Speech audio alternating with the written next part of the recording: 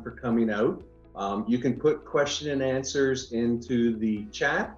They'll answer them live, and then after the brief presentation, we'll just open it up and everyone will be able to speak and ask questions. We want this to be a conversation. So thanks, and take it away, Miss Maria. Thank you so much, Trevor. Like Trevor so nicely introduced, my name is Maria Marks. I am part of the investor relations team at Massive Capital. This is a little bit about our team. We have Sanjay Schreier and Mike Bailey. Those are our main principals of Massive Capital. They came together from a multifamily background separately and came together to form Massive Capital about a year ago, a little over a year. Now we're working on our 11th deal as Massive Capital. So it's really exciting times. We've got Sanjay, who does asset management, Schreier, who does market analytics and underwriting, and Mike, who focuses on capital raising. All three of them don't do all the work, though, if I am speaking maybe about myself. We've got Trevor, who you met at the beginning, Jen Brown, who does asset management, Jasmine, myself, Candace, and we do investor relations, along with Ramiz and Bhaskar. We've got Jonathan Meter, our legal counsel, Angela is our chief of staff, Brad Pickett with acquisitions, and Senate is the director of education. So we do have a big team with Massive Capital, but that is because we are located and have deals in different markets around the United States. We are not focused in Texas, although most of us are from there, but we do tend to stay in different areas. We are a heavy partnership group, and we have closed in 2023 one land deal in Austin. And we've got 3 deals that we are currently working on right now. So if you have any questions about those deals, you'll be able to set up a call and talk about that. But I know why most of you are here, and that is because most of you are medical professionals, and this is a webinar to talk about your pathway through wealth from passive investing in real estate. So my name is Maria. Like I said, I have my bachelor's in nursing. I started working in the operating room. It was my favorite place, to say the least. It might be some people's least favorite place, but one of my favorite places.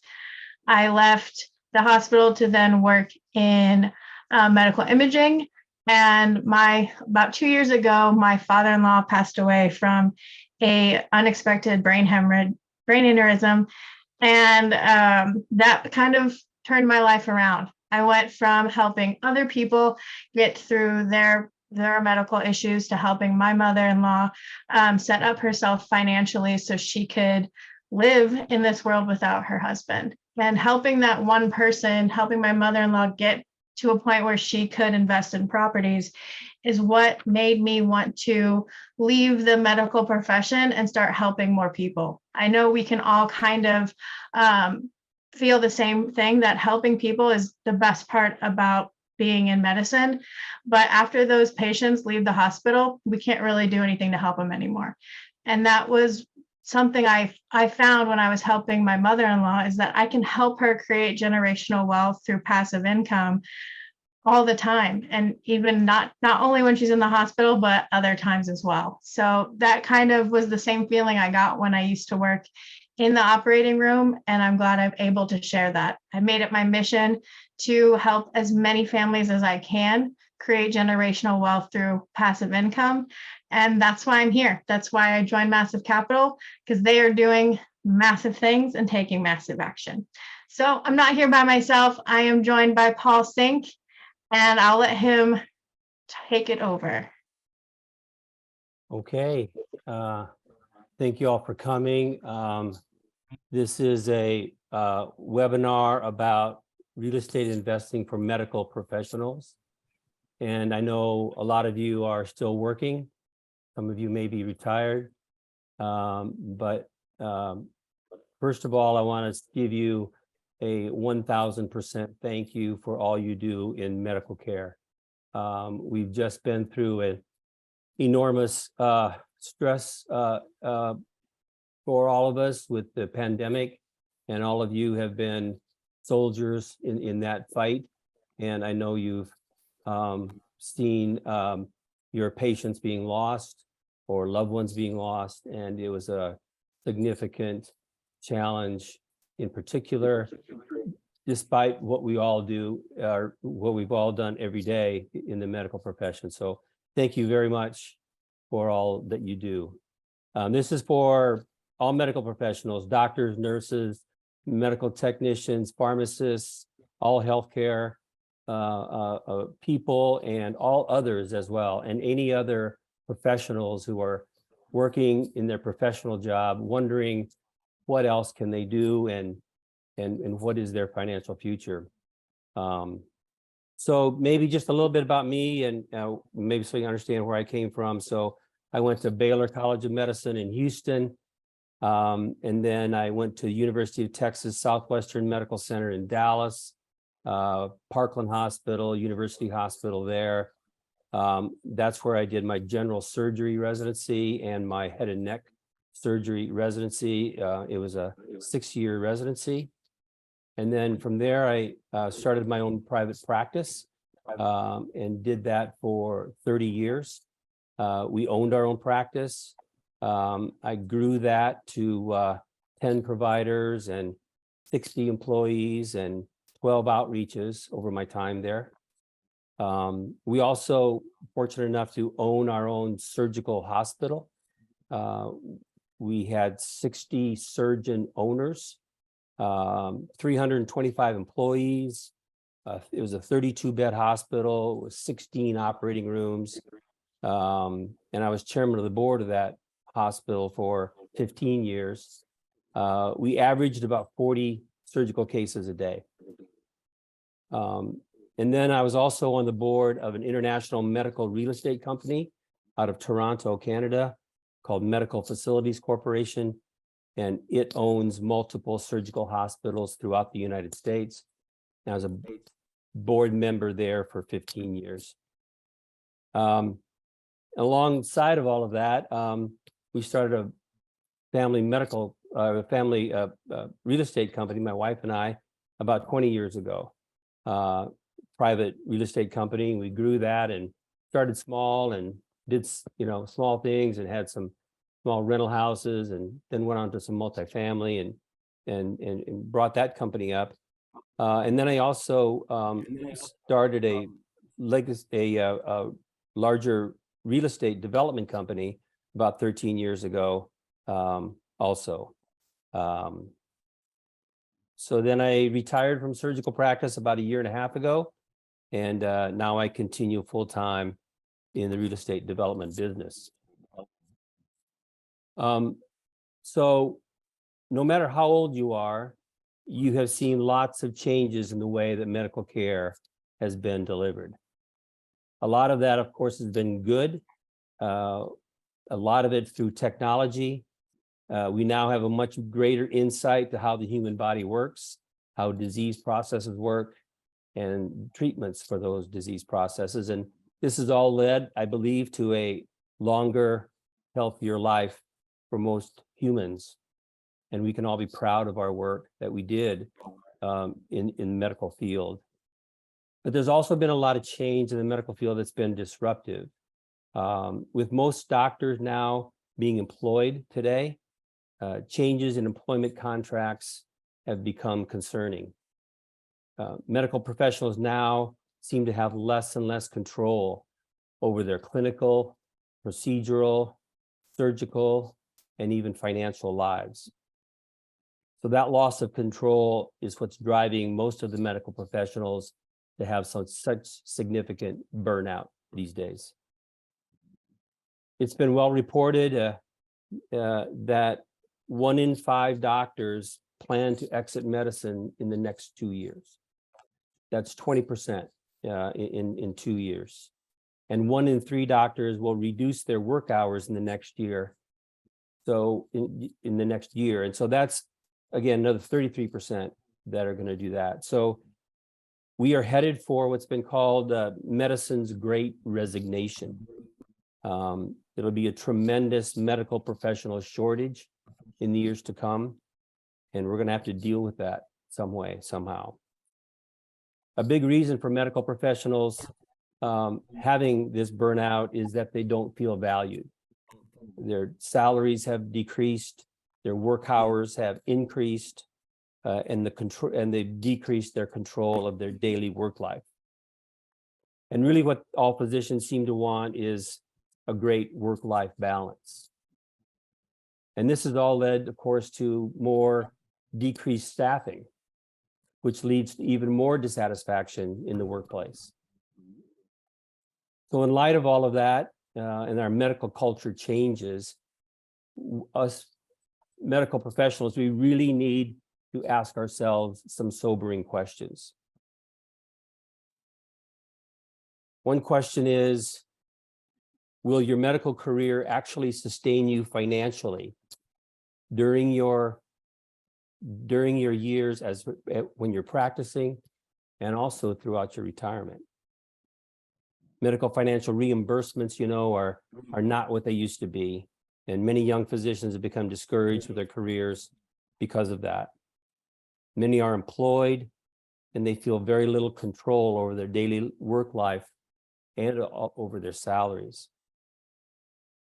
Another question you need to ask yourself is, how long do you realistically plan to practice? What other interests, talents, or skills do you have? And how are you addressing your work-life balance? And that leads us to ask ourselves, could there be other streams of income that you can envision that you might be able to obtain, that you might be able to then obtain your work-life balance, your control over your finances, and a stable vision of your retirement? So one of the vehicles that I have found that helped me obtain a work-life balance and how I dealt with my burnout issues was the concept of real estate investing. When I began to invest in real estate during my practicing years, I found that it took a lot of pressure off my medical career and my daily life. I was a little surprised at that. I didn't know that that would happen, but suddenly when I had another stream of income, this took a lot of pressure off my daily work-life decisions. Decisions like, should I take that extra patient on a Friday afternoon and once again be late to get home to my family? Should I operate on Saturday mornings? I actually operated a lot on Saturday mornings. And the reason I did is to kind of take care of those procedures. Either they were semi-emergent or maybe there were some smaller procedures, just so that I could clear up my surgical schedule for the next week, so that I didn't have to be operating in the evening all the time. So operating on Saturday mornings was a help for me at that time. And another one was, do I work harder to make up for reimbursement issues, for reimbursement losses? I think all of us think about that. But with a sound second stream of income, these decisions became a lot more clear for me and easier for me. Now, maybe there's other things that you can do in life that you have skills at. Maybe you're an artist and you can sell your paintings and create another stream of income that way. Or maybe you're a good carpenter and you build furniture and you sell furniture on the side. Or maybe you play music for money, or some other talent that you can create other streams of income. But I would contend that all of you medical professionals really have a significant talent, and that's the talent of learning. You've been the best learners in your schools from grade school probably, and you've made it through a lot of significant challenges in your education and gotten to be blessed with a medical profession. And so you're able to learn, and I know that you are able to teach yourself new skills. And I can tell you that you can learn to be an entrepreneur. So to get out of that burnout mentality, you need to develop a growth mindset and really become an entrepreneur. You need to have an open mind to other career possibilities, other streams of income, and especially things that you truly enjoy. I mean, I'm not talking about, digging ditches on a weekend or something, or some physical labor. I'm talking about things that you really, really enjoy. And all of these things can definitely be learned and expanded on even while you are still practicing. So how do we break these golden handcuffs that we have? Three kind of principles come to my mind. And one, as we talked about, is the mindset. You all need to pay attention to that little nagging feeling deep down inside you that something may not be quite right. You got another night of call. You got another emergency patient. You've got somebody who's, failing in your hands and you're trying to revive them. And all of that kind of leads to the thoughts of that maybe you don't have as much control of your daily life as you would like. But with an open mindset, a growth mindset, please pay attention to that and think about how you can change that. Another major principle is, please, you need to invest in yourself. You are all one of the greatest learners that we have. And I know that you all embrace the concept of being a lifelong learner and being perpetually curious. And you want to try to figure out how things work. So please educate yourself on these other ways of living, these other streams of income. Read, of course, take classes, gain a mentor somehow, and learn, invest in yourself. And real estate is one of those areas that is very doable. And the last thing is you need to learn how to manage risk. Risk is something that we all have different levels of. But I'm encouraging you now here tonight to get out there and make your first investment. Become an LP, do a passive investment and put your foot over the line to do that. You do have to be able to tolerate some risk. You have to be able to tolerate some amount of chaos in your life and control that. But please remember that the riskiest lifestyle is when you take no risk. So people ask me about getting into real estate and how you do it while you are practicing and all of that. And so they asked me, how did you do it? And so first of all, I'm going to tell you, I've been extremely blessed. I have a wonderful wife, a wonderful family, wonderful kids. I have a support system around me that's been phenomenal. And we still consider ourselves a small company, but we have been able to grow it. We are now about $500 million in sponsored asset value. We've done more than 40 full cycle syndications. Right now, we have a little over 1,000 units under construction currently, which is about $200 million in construction value at presently. So how do you do it? First principle, I would say, is to start small and learn. Learn the language of real estate. It's like any other profession, any other thing that you've done. It has its own language. And you can certainly start to learn to do that and start small. Second thing is invest passively first. So do a passive investment, get into one of these deals, and then watch how it's done. There's so many parts of it: the financial part, the management part, the loans part, and all of that, how it's put together. And so by investing passively, that's a great way to start in your real estate career. Get a mentor, and the same thing with a mentor. Follow a mentor, several mentors probably, and see how they did it, see how they started with things and how they moved, and while they were working as a professional.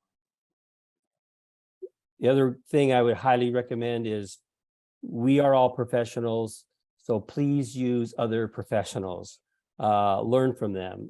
Use a professional for your underwriting, for your accounting, for your legal, for your property management. Don't try to do your legal documents online. Don't try to do your accounting all by yourself. We are all specialists, and I would not want a general surgeon to be operating on my nose I wouldn't want a neurosurgeon to be operating on my ear. And I would not be wanting to operate on someone's foot. So as a specialist, use these specialists in your real estate career as well. And then when you've seen enough deals, you may then be able to go from an LP position to a GP position, a general partner, and then be part of the management of your deal. And lastly, please get partners that you can trust. You all see patients every day, you know how to read people. And so I think that you are probably very good at reading partners as well. And please get people you can trust, and that will serve you well. All of this learning should be a very natural fit for all medical professionals. You are great learners, and you know that you can teach yourself new skills. So somebody asked me, why do I do this, and why do we think about this, and what is your why? And my why has become that I want to provide a company that my kids can take over and run for themselves. I kind of go by the old adage, instead of giving someone a fish so that they can eat for a day, I want to teach them how to fish so they can eat for a lifetime. And that's kind of the philosophy we have in our company. I want to teach my kids how to do this so they can sustain themselves over time. Another great fish adage I heard the other day was, only the dead fish go with the flow. So don't go with the flow. Be a contrarian. Don't be that doctor who just does everything your administrator tells you.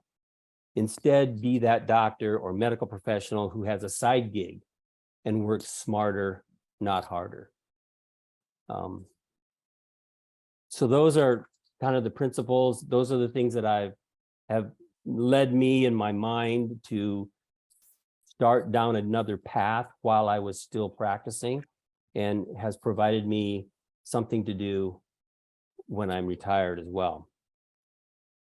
One more principle I want to talk about is why real estate versus something else as a side gig. Real estate is something you can understand. I mean, it's very understandable. You can touch it, feel it, you can see it, and it's very much understandable. Real estate speaks to my passion of making the world a better place. Something I kind of have, and all of you have as well as medical professionals. You're making the world a better place, and this is just an extension of that. Real estate gives me the ultimate control over my time and my money.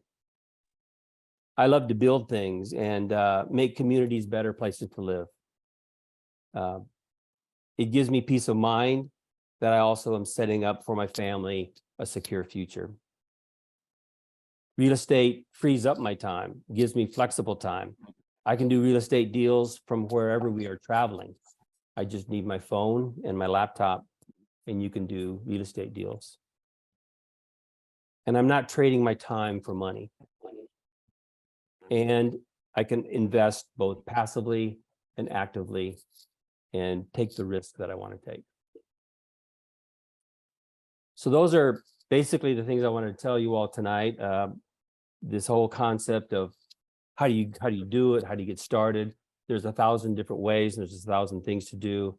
We can talk about tax advantages of real estate. I can talk about real estate versus stocks and bonds and crypto. We can talk about all those things if you'd like. But that's the gist of where I wanted to impart upon all of you wonderful medical professionals.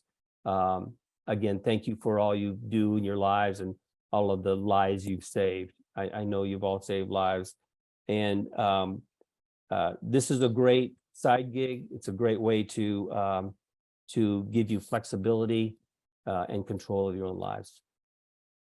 Thanks, Paul. I'm glad you were able to share all of that. It's nice that we can talk about that and learn more about investing passively.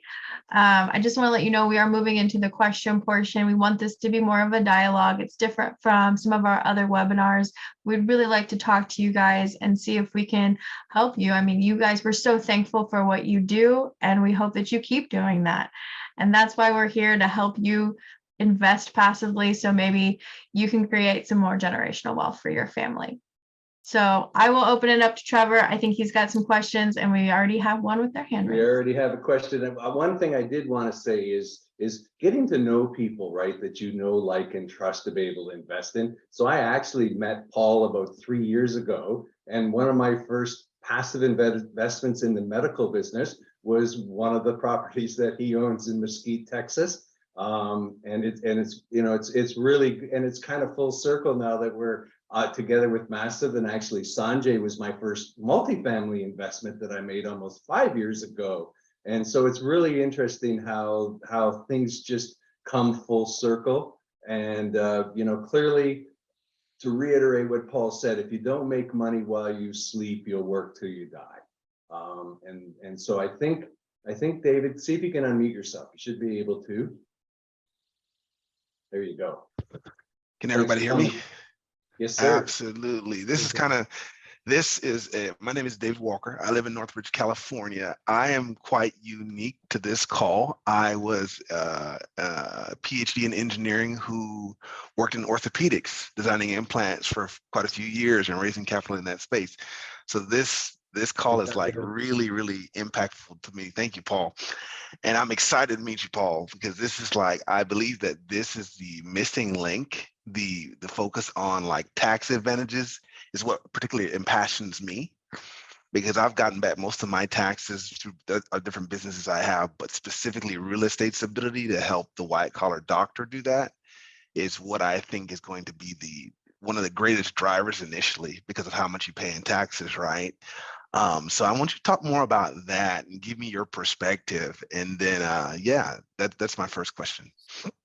Thanks, David. Appreciate that. And yeah, there's a lot of tax advantages to real estate. I am not an accountant, and I did not sleep in Hotel 6 last night or something. So, but there are some significant tax advantages I can talk about. There's a lot of write-offs that you can do. You know, you can write off your property taxes, your property insurance, your property management fees, your costs to maintain and repair your building, your CapEx, your OpEx. All of those things can be written off appropriately, of course, with consultation with your accountant. You can write off the cost of running your real estate business. You can write off your advertising. You can write off your office space. You can write off your business equipment, legal fees, accounting fees, and even your travel. And all of these deductions then, of course, lessen your taxable income. So it's phenomenal for all that. And of course, again, use your professional to get through all of those write-offs. The other big part of real estate is depreciation. And of course, that's the incremental loss of an asset's value. And this is due to assumed wear and tear on the property. And all of these deductions, that you can deduct this depreciation as an expense on your taxes, which of course decreases all of your taxes. The entire life of your property, just a couple of figures, is 27.5 years for residential, 39 years for commercial. So those are some of the figures there. Another tax advantage, it can be a pass-through deduction. So it allows you to deduct up to 20% of your qualified business income, your QBI, on your personal taxes. This is set to expire maybe in 2025, but still another advantage. Capital gains, of course, is another advantage. Short-term capital gains, long-term capital gains. Long-term capital gains after 1 year obviously lowers your tax rate, and that's great. And then also you can defer taxes. You can defer taxes through a 1031 exchange, and also through investing in qualified opportunity zones. Great ways of deferring taxes for that. And then you can be self-employed, okay? You're self-employed, and when you're self-employed, your rental property income is not considered earned income, so you don't have to pay FICA tax on that. So just some more tax advantages of real estate, all kinds of ways. Please consult your accountant. Yeah, and one thing we forgot to say at the beginning, we're not lawyers, tax accountants. All of this is for educational purposes only. We do our best to share, obviously, what we know best. No, that's solid. But to Go that ahead, point, Paul. David, as you said, typically the medical professionals may be a little higher income earners, and you can offset that income with these tax advantages. Now that's my main, like literally stage pitch with this. Doctors, tech guys, folks that make a lot of money. But question for you also, Paul, stages, have you been on, I mean, obviously you've done a lot of stages with your background, like, conferences we go to, in our area, right? But I'm curious as far as how many stages you've been on presenting these kind of values to these folks, right? Because you're the typical person to go to, like, for instance, for me, it would be like an ISTA, International Society of Technology and Arthroplasty, right, for orthopods. And they know me from shoulder mechanics, right? So I get up, I'm like, hey, I'm talking about this today, but let me have a segment, 10, 15 minutes to talk more about, hey, here's some advantages for guys making more than $500,000 a year. I think that's another area. I don't know how you raise money, but I wanted to see what your thoughts were there. Like if you've done a lot of stages in your arena, Well, I have had the opportunity to speak in front of people a lot, and goes way back to teaching other students and as a resident teaching students and giving lectures with that, and then doing some research. And I had to do a lot of research presentations to some larger groups as well. So and I was an assistant professor at our medical school and things like that. So yeah, I've done a lot of that. And then in the real estate world, I'm starting to do more now that I'm retired from medicine. So yeah. No, Paul, I'd like to talk to you, and maybe I'll just shoot you an email offline, just on the function of like particularly targeting these groups of people we know well and we're a subject matter expert in, and then bringing this content to them. Right, because you already have the trust for years from your background. That's what I'm thinking, to build the business even more. Sure. Yeah, get me in a room of some dumb doctors, and I'll be happy to tell them all about it. Right. Just kidding. That's what I'm planning to do. So I'm with you 110%. Anyway, Sure. Okay, cool. That'd be great, David. We'll hook up. Okay, cool. Awesome. Thank you. Thank you, guys. I'm going to call on Rochelle, my friend here, who I've become friends with in the last month. And, for those of you that know me, I have a goal for 1,000 people to reach financial independence. And she just posted 100,000. So she's challenging me. So I just want to introduce her because she's been really great at coming up for massive events. And I know she works the night shift. So I know this is a tough time for her to come because she's on the West Coast. So thanks for coming. Just tell a little bit about what you're doing. And yes, thank you so much, Trevor. No, this is commitment. Like I woke up specifically for Massive Capital's webinar series, and of course I'm a healthcare professional, and this is a no-brainer for me. I have to be here. Thank you so much to Massive, to everybody who's put this together. I definitely think that it is a huge need at the moment. Patients are getting sicker, and there's a lot of burnout happening in the healthcare, as some of us know. And so I am approaching this as my contribution to the healthcare community of educating and letting them know that there is more to being in healthcare. We love what we do, but we also have to take care of ourselves and our family. And I am committed to helping 100,000 nurses and healthcare professionals reach that. So I know it is a huge challenge for sure, but I know with the right team behind me, I'll be able to do that. I've been reaching out to a lot of nurses and doctors in where I work at Stanford, and it's the same story. We are all tired, and we all want to make sure that we're secure, our family's secure. And I've told them about all the deals that we are coming up with. And basically, what I would like to actually ask Paul, how would I approach the question? And I've encountered this a lot, on how to vouch the team that puts together the deals. I mean, for one, I know the team, I know Massive Capital from all the events, and I'm always at your webinars. But for somebody who I am educating with investing in real estate, the question always comes up: how do I know this is a legit team, or how do I know if they won't run away with my money, essentially, especially with what's going on now in the market? Yeah, that's an excellent question. I'm going to quickly answer before Paul does. Next week on Wednesday, it's actually our topic for our webinar. So thanks for introducing it for me. But, there's obviously a lot going on. And that's why we picked that as timely for next week. But Paul, you go ahead and, talk about how, because I know you're a very extensive passive investor as well as active and picking the right partners. Right. So Rochelle, I'll put it in context here. How do your patients pick their doctors?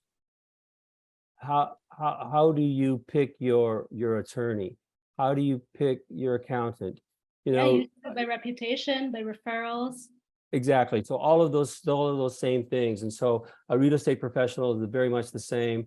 You want to look at their background, look what their history is, what they've done. And as you know, there's a great diversity in all of real estate. So one person may be a subject matter expert in self-storage, and another person in medical office or something that's different. So obviously you want to vet them out in that way. And so obviously there's people who start and all that kind of thing, and they're new at it, but you do want someone who's experienced and knows the ins and outs of it, and they've been through it before.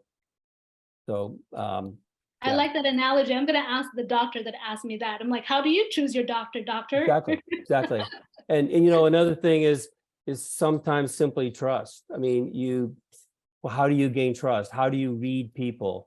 I know some doctors who are phenomenal scientists, and yet they're not as good at patient care or bedside manner, and then I know the reverse of that as well. So it's about trust. It's about looking at the background, about talking. So I would be very frank with any real estate professional that you are dealing with, and just ask them what their experience is and gain a trust that way. Amazing. Thanks, Paul. I want to say one thing about Rochelle here. She's the ultimate, right? So she's not only working every day at a job, probably full time, and then doing real estate on the side, but she's also works the night shift. And if you've ever all worked the night shift, you know that it's hell sometimes, and it's tough on your body and all that. So I really commend you, Rochelle, and thank you for all you do. Appreciate it. Thank you. Anyone else have any questions, comments? We want to keep this very free flowing, so feel free.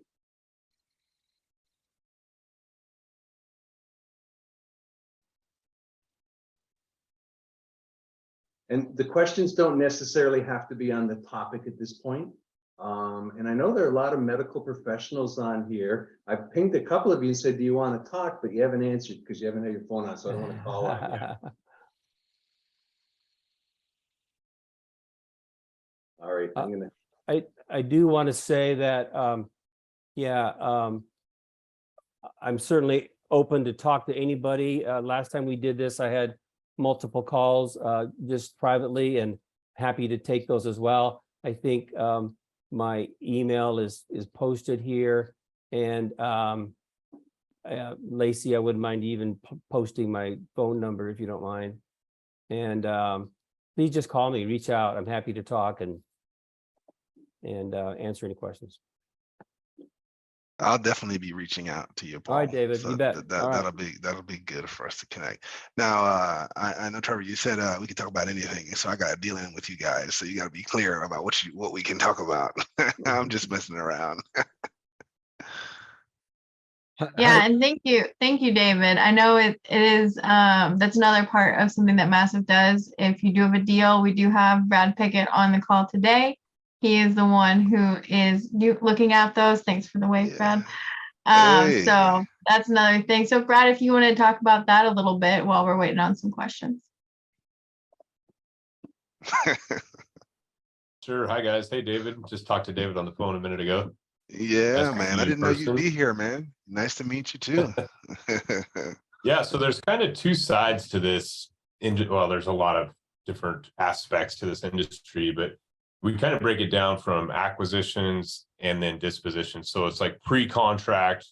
I do all the stuff of going out and finding the right deals, underwriting them, doing the due diligence. I shouldn't say I do, our team does. And a lot of the people bring those to us. And then we've kind of created a pathway for that so that we can find the best deals. And we're looking at probably 15 plus deals per week. And it does take us sometimes, I say more times than not, it takes us over 100 deals to find a good deal. So that's how important it is to us to literally be married to this asset for the next, 3 to 7 years. We really do a ton of due diligence. We do market research. We find out if it's in a growing area. We look at jobs reports. We look at all kinds of different things that can help us to hit the returns that we need to hit for our investors. And we also have certain benchmarks that we won't even look at it if it's not going to bring the right returns in for the investors. So a lot of stuff going in on the back end on that. And anybody that's interested in working with me or submitting deals, we do have a link on our website that allows you to do that if you want to jump over to the other side and go out and find deals. It's And Trevor just posted that in the chat too. Yeah, posted if you that have in the anything. chat. So oh cool. That's Yeah, the best thing about this partnership, to go off of what Rochelle was asking. I mean, our team is big, massive. It has a lot of people working together, and that's a huge positive. It's hard to do this all by yourself, looking at a number of deals a week, raising capital, advertising these deals, doing some market analytics, and that's where this whole team comes together. And I mean, a lot of them are on this call today. So that's what I do when people ask me, especially healthcare professionals, like, how can I trust your team? And it goes back to what Paul said, is how do you pick your doctor? Well, how do you pick the team? You want to pick someone who is truly invested in this, has a track record. I know Massive has only been together for a year, a little over a year, but the three partners have been in multifamily for, I want to say, a little over 30 years combined. And they've even been through 7 full cycle deals. So just getting to know the team that you'd be working with, and know that you need to know, like, and trust them, because that is the most important thing. It's a partnership. It is definitely working together. It's not just invest your money and then we'll see you later. You are with us for the deal, and hopefully even longer than that. So thank you so much, Brad, for talking about that. And I see, Rochelle, you got another question. yeah, and well, one other before that, we have iPhone Joe asked a question about, do you have to be an accredited investor to invest with Massive Capital? And the answer is no. We do only talk publicly about our 506C deals, which can only take accredited investors, but we do have 506B deals, but the requirement is that you have to have a relationship with someone in Massive. So if you don't, you need to book a call with one of us, Jasmine, Maria, myself, anyone on the group, and establish that relationship. And then we can present those deals to you. And we do have a couple right now. If you do have an existing relationship, please reach out to your contact, and we'd be happy to share them with you. They're both great opportunities. So Rochelle? Yes, I would like to, this is off topic, but I would like to bring up the elephant in the room with the recent happenings in, that's all over the news. And I would like to know what you guys take on this, since we're talking about vetting the GP team, with what happened with Arbor Financial. I don't know if this is the right platform to ask this, but I'm just concerned. My understanding was this team had a good track record, but I was wondering, for people in the know, was there any red flags that came up about that was missed, and so that would have saved the investors their money? So that is, as I mentioned before, that is the topic we're talking about next week. And yes, this was a team that had a track record, but I want to point out there are several things going around, and I want to make sure that I don't want to talk about necessarily the specifics, but there were some fundamental things wrong with these properties. So for example, they were highly leveraged. They weren't communicating with their lender. These properties were in extreme distress. Extreme distress, and you know, again, I don't want to get too much specifics, but you know, like people being murdered at the apartments and things on one of the units, and it's really hard to turn a property around when those things happen. So again, you want to make sure that you understand the fundamentals of a deal, and that's a lot of the reason why Brad was brought on, and I think Sanjay's left, but you know, we have a lot of people with a lot of experience. And things like your loan to value, what interest rates you have you properly underwritten for taxes and insurance? Because those were two things that also highly impacted those deals. And I don't want to talk about the specifics of one deal because I don't think that's fair to people because we don't know all the facts. But it is alert, you know, it's definitely caused a lot of alarm. Yeah, I'll and just thank you, add to that Trevor. a little Oh yeah, bit, thanks, too. Brad. So Rochelle, go ahead, Brad. one of the things that, you know, and I don't want to talk about anybody specifically, but when we're modeling a property right now, we're modeling for a fixed rate term for a long period of time in most cases. And right now the rates are as high as they've been.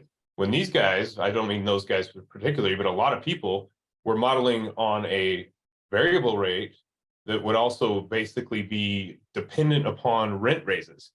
And when the rent raises stopped, and it all comes from the modeling prior to buying it. So right now, when we model at a 5.85% rate, which is historically high, then we can actually sit that out for 7 years or we won't buy it. And what's going to happen is when those rates actually go down, our profits for our investors are going to go way up because the cap rates will adjust as well. So the moral of the story is if you model for the long run and know your plan and you're able to buy something in a tighter market like right now, it's actually going to be much more lucrative when the market goes back to normal. So that's a really good position to be in, actually. I agree. Thanks, Brad. Paul, you had a thought? I again was going to relate this to all the medical professionals out there. You know, you've all had patients where everything was perfect, right? And you're taking them to surgery or you're taking them somewhere and they're doing right and something weird happens. And, you know, thankfully we're all trained to take care of those unsuspected things that happen. And that's true in all of life, right? That those things are, we all prepare for the worst. So again, it goes back to experience and all of that, risk taking and all of those. And I also point to Silicon Valley Bank. I mean, supposedly they were all fine in a few weeks just before they collapsed, and there were some signs that they were having trouble. So yeah, it scares people from all of real estate, just like I suppose someone who passes away unexpectedly on the operating room table, it scares everybody from surgery. But obviously that's not the norm, and things happen. But again, as Brad said, they were probably doing a few things that just weren't quite right. Yeah, and thank you for bringing that up, Paul, because what business, when we were in healthcare, patients ask a lot of questions. And that's something that we would deal with on a daily basis, is answering those questions for our patients. And all of you here know that you should be able to ask any question that you need to the team, because we need to be able to share with you our plans and why we underwrote the deals the way we do. And going off to your point, Rochelle, is just making sure that you are asking the team those types of questions to make sure that you're comfortable and you're confident when you're investing. And that's why we have a huge team that does what they do. Just like there's a medical team, it's not just one person who is the nurse, who is the surgeon, who is the circulator, who is all of those things. It's not just one person, it's a team. And that's why we want you to ask questions. And what Paul said earlier is understanding you guys have gone to so much school and you know your craft so well, but having a mentor and understanding multifamily real estate is how you're going to be able to ask those questions and really become super confident when you're making those decisions on what deals to invest in and what teams to invest with. So that's kind of how I would answer that. And thank you, Rochelle, for bringing that up, and everyone who's been able to answer that. Yeah, and you know, one thing too, that if you look at the historical performance of real estate over time, it's outperformed every other type of investment class. And again, it's like saying, okay, there was an accident on the highway. I'm no longer going to get in my car and go somewhere, right? You cannot be frozen in life. I remember when COVID happened, I was still not divested out of the stock market. And I woke up in the morning and my net worth was down 30%, but it wasn't just mine. It was a large portion of America, right? I mean, very uncontrollable. And so, yes, there are a couple of things that are happening and they're very unfortunate. But when you look at the entirety of real estate, you know, it's still happening. And all the people that have become multimillionaires in real estate, they all say the best time to buy real estate is when there's blood in the street, even if the blood is yours, because historically it's always recovered. I mean, even you look at commercial real estate, even during the crash of 2008, commercial real estate still survived and did very well. Trevor, let's not talk about bleeding here tonight, okay? Well, thank you. That's a great question. And there was a hand up, but then disappeared. I so think don't Michael wanna- had his hand up. Michael, did you want to unmute yourself and ask your question, or did we answer it already? Hi, everyone. Yeah, I'm in the dental field. There's a transition happening in from medical to dental, where dental is going to be absorbed into medical. We service over 2,000 dentists across the states, and there's a need for traveling oral surgeons, students, residents traveling back and forth. So this topic interests me to get on to discuss an opportunity, if any, to increase occupancy with our traveling providers and what that would look like. 100%. I do like medical office buildings. We have several of those, and it's a great asset in itself. Just in particular, it's a triple net type of thing, whereas owner, you are only responsible probably for the roof and the foundation. The tenant is then responsible mostly for the inside of the building. And then there are rent escalators. And so typically those rent escalators go up every year. It's very predictable returns. And then typically it's a long lease for very stable tenants, right? And in particular dentists, so we have a dentist in one of our buildings, and I think we have a 10-year lease with him. And so in another building, we have a 15-year lease for these medical professionals, because they're going to stay there, right? They're going to establish the practice and stay in those areas. We have another ER situation where they're established in the city, and that ER is not going to be moving around like a accounting firm might be. So they're very stable assets. I know a lot of dentists do like owning their own real estate, their own building, and that's fantastic, along with other medical professionals. So that's great, Michael. And I think that I've found that dentists in particular are pretty thoughtful people, and they'd like to save, and they like to look at the future. So be happy to talk to you anytime about that group of professionals and their interest in real estate. Yeah, and the fundamentals we're talking about, even though we're medical focused tonight, the fundamentals are for any high earning business professional or any professional.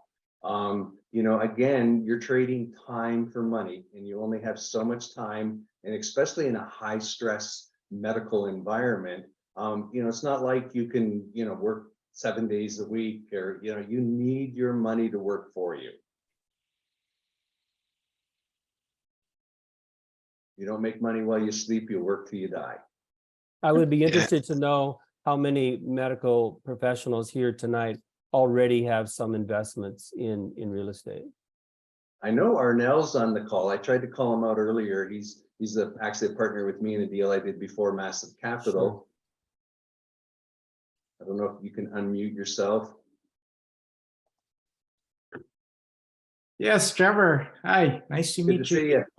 Good to see you, Michael, and the rest of the Massive Capital. Rochelle, nice to see you here. So yeah, I was part of one of the deal with Trevor. You guys can hear me? Okay. Yeah, we can hear you. So I'm sorry, what was your question, Trevor? No, just your experience, because you're full-time nurse, and you and your wife are both actively now getting involved in real estate. So just a little bit about your journey, and as I said, I know we're partners on a deal, so. Yeah, so yeah, thank you for asking me that. Yeah, I'm from San Francisco Bay Area. I'm actually a part-time emergency room nurse. I was full-time a few years ago, and because of real estate, I was able to cut down on my hours, so I only work part-time. Very nice. Focusing on multifamily real estate now. I started investing out of state. I was buying single-family homes in Florida, but then I found out that there's a better way to scale, and it's commercial multifamily real estate. One thing I like about it is it's a team effort. Like Massive Capital, they have a lot of, it's a big team, and everybody has their own thing to do to take down a big deal. So it's a team effort. You have more control about it, and it's a great way to preserve capital, especially in condition in the market right now. So I dove in about a year and a half ago, and Trevor and I was part of a deal in South Carolina, and we're managing it right now. So looking for more deals and partner up with healthcare professionals, because like what Rochelle is doing, we want to educate our colleagues, because there's an option outside 401k and the pension that they're offering, and all that stuff. So it's better for us to make our own government, like our own red state or a blue state, but we make our own bank that will take care of us in the future. So awesome. Well, thanks for coming out. Yeah, That's awesome, Armel. Nice to meet you. Yeah. Yeah, actually, I have a question before. You go ahead. Yes.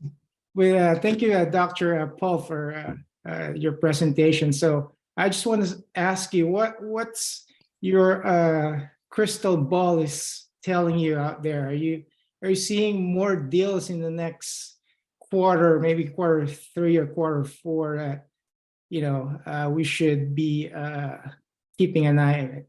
So. Absolutely. I think Trevor alluded to this earlier. I mean, this can be a very scary time for a lot of people. They're very reticent to jump into deals and things. But if you keep your eye on the ball, this could be a time of great opportunity. It may not be quite there yet this second quarter, but third, fourth quarter, certainly for sure. And then on into next year. So, all the people I talk to and all the things I read, I believe we have to be kind of cautious right now for a little bit. But again, those deals are going to start hitting, and it'll be great. So one of the things I want to mention, we've officially wrapped up, although we never leave.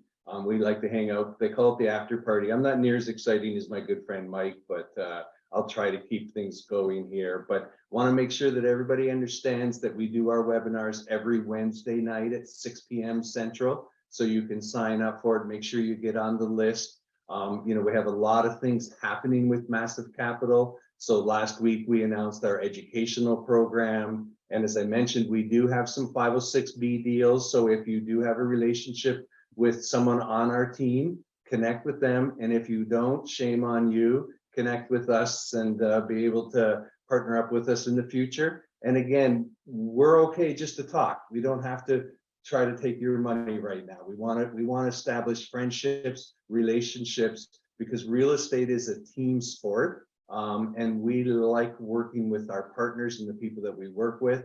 So don't feel intimidated. Oh, I can't click on that link, because we want people to reach financial independence through real estate investing, and we want you to do it at a pace and a time that you're comfortable with and provide education. So again, please come back every Wednesday night. For those of you that are the female persuasion, Maria, you want to talk a little bit about the Girls Society?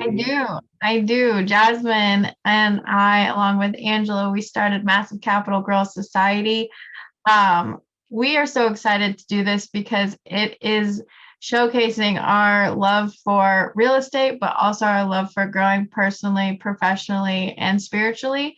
So it is for women only. We're trying to grow the women in real estate group. But if you are involved in this call and you are a female, thank you. And I hope that you can come to that as well. Sorry, guys, but it's women only. And that is every other Tuesday. So this next coming Tuesday, the 18th, we will be presenting our Zoom call, and it is an opportunity to ask more questions, again, about building your personal, professional, and spiritual goals with a focus in multifamily. Yes, girl And power I put for a link sure. in the chat that you can sign up and get on their list. They're doing amazing things. We are so fortunate that that we have these ladies on our team. So fortunate. Anyone else have any questions, comments? I think Sanjay popped off, and sorry we didn't get him to introduce himself. And I know Mike and Jasmine are both traveling, but they're here in spirit on their phones, so thank you. Yeah, I just want to say a couple more things, Trevor. You know, I can't emphasize enough the education piece for all of this. You all are very smart people, and you know, there's lots of books to read. There's lots of things to get involved in. I read, you know, all the traditional books when I got started, and that inspired me. And then I had a orthopedic surgeon mentor that I talked to. He was building townhomes, and it was great to talk to him and get going that way. So that educational portion is really important. So if you're not investing currently, still keep learning. And I like to say that we may not be buying at the moment, but we're always looking. So there's a lot to be done. There's a lot to learn while you're still practicing. So keep that up, and you know, the deals will happen. I guarantee you they will happen. And be ready, because in this next year, there may be a flood of very good opportunities to get involved in. Yes, and these calls are recorded. Someone just arrived late. These calls are all recorded and shared.